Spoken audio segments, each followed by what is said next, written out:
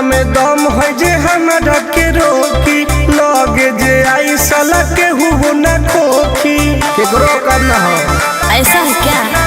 हेगे कामना में दम है जे हमरा के रोकी लगे जे आई साला के हु न खोखी कहो ही प्यार से न मिली है हमारा यार से।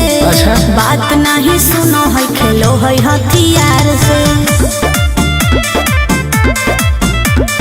बात नहीं सुनो है खेलो है हथियार से।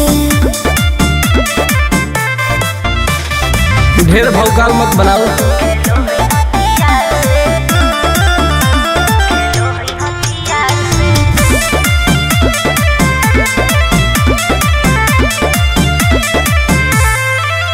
पावर हो जाई तो सीज रे अरे अलगे हई ऊ चीज रे।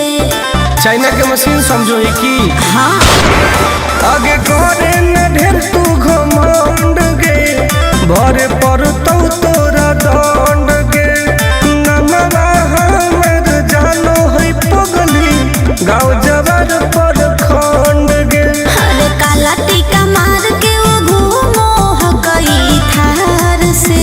तब? बात नहीं सुनो है खेलो है हथियार से।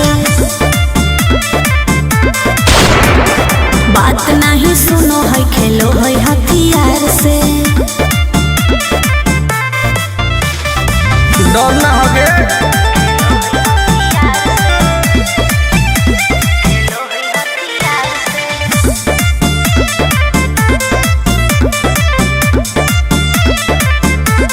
अभी तू झूठे बनो ही बस सामने हो तो एनर्जी लॉस।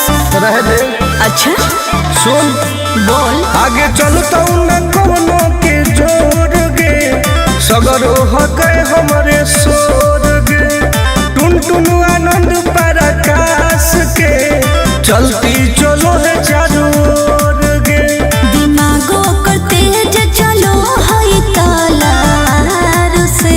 हाँ। बात नहीं सुनो है खेलो है हथियार से। बात नहीं सुनो है खेलो है हथियार से।